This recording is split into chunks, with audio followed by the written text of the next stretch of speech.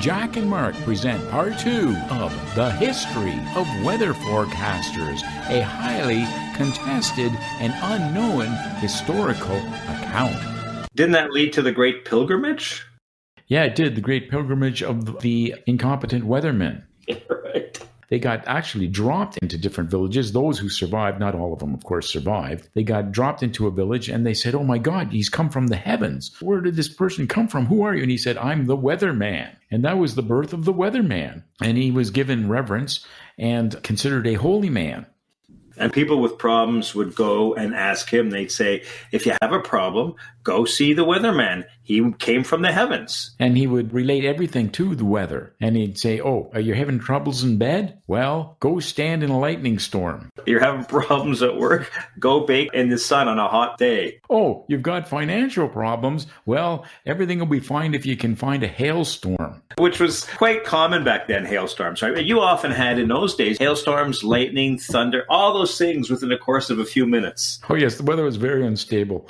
That's what people don't realize, is that nowadays there's nothing compared to then because the world was still forming. The magma was still cooling. I mean, way back, it rained for like 200 million years. Raincoats wouldn't serve you back then. It cooled all the magma.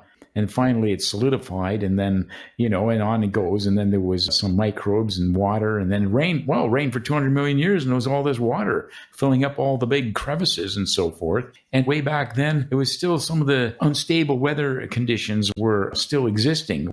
It was, I guess, prehistoric times, really, even before medieval times. The villages that would be struck with a lightning and then a hailstorm and then sunshine, yeah, as you say, within 1 hour or so. Now, what I'm very interested in is kind of the legal system. We were talking about Magna Carta earlier when he was prosecuting Wafer for short.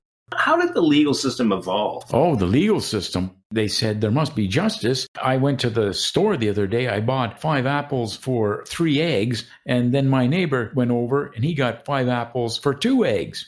They got ripped off. Yeah, so one guy got ripped off. And so there was a big kerfuffle. And of course, the one person who got 5 apples for 2 eggs was a beautiful woman of the town. And the person who got 5 apples for 3 eggs was a height-challenged man with bad odor. He filed a human rights case. And everyone said, okay, well, we'll let the weather decide. And go stand out in the field and hold on to this big bar of iron.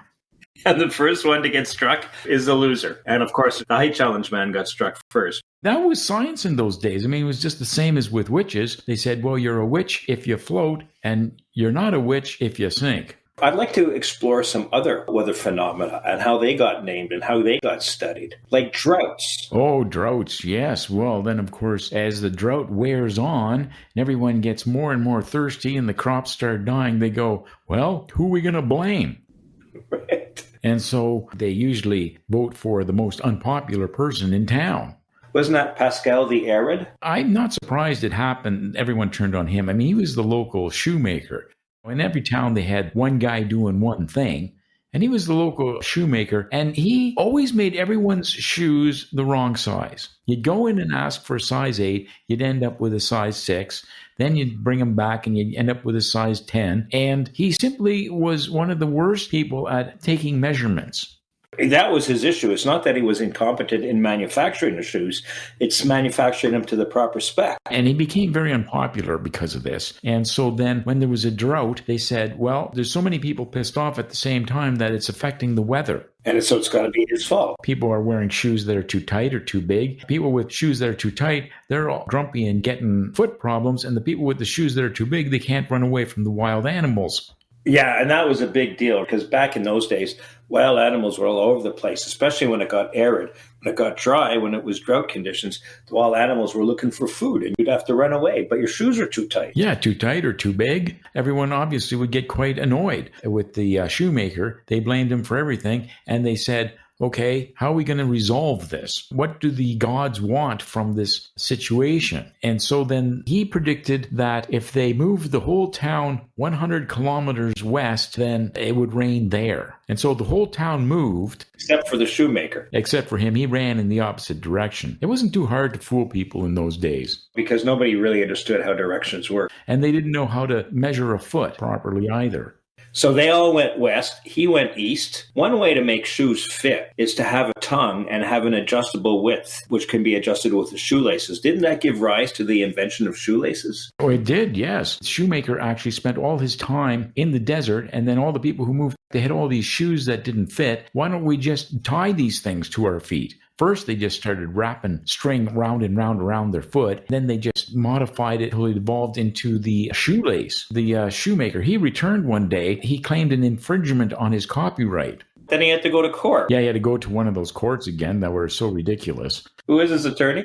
I think that was Festus. Festus Silius. Yeah, Festus Silius. They were beginning to encounter the Romans. Yes, the Romans, they didn't actually go through the town because they followed the river that was only 30 kilometers north of the town. And all town had to ever do was just travel 30 kilometers. They would have all the water they needed. I mean, the real solution to their drought problems was the fact that there was a river running right by. As you say, they had a big problem with directions.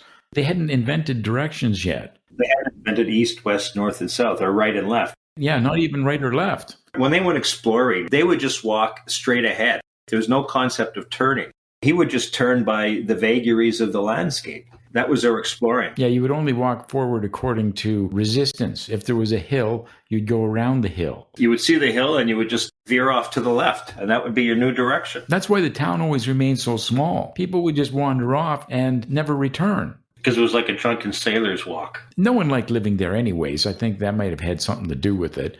Now, what about some other weather phenomena, like cold snaps? Oh, yeah, when a cold snap just flies in from nowhere. They thought that cold snaps occurred because the gods were angry that they weren't naked enough of the time. Kind of reasoned that God wants us to be naked and have more parties. That town, actually, they took a turn for the better after a while. They just trying to reason, no matter what turn the weather took, they always said that, that means God wants us to do something. And the thing they chose to do was always very enjoyable and fun. It was always like sex or something like that. It was always sex, drinking, and making farm animals race and betting on them. God wants us to have a barnyard animal race. The thing is because traditionally all little tribes, they always take the negative. Oh, God's angry with us. And then they would always end up executing someone. And then it all took a turn for the better, really. But as soon as they started saying that if the weather was bad, that means God wants us to do something that will make us happy. And they became a big tourist attraction. Then the Romans started coming over because they said, do you hear about these people? They're having a great time. Let's go over there. We'll bring over the army because they're always listless after marching 500 kilometers. And the Romans loved naked, nude beach parties. It was one of the first Las Vegases that ever got created. Even though there was no gambling. Yeah, they didn't have a monetary system. What was the place called? It wasn't called Las Vegas. It was called the Sahara Cold Snap, named after the first weather event that led to this philosophy, the Sahara Cold Snap. It was a hard name to remember, though. And they would go to the wrong place because of that. Oh, yeah, they went to the place that everyone got still pissed off at every bad weather report and blamed someone. Burned someone at the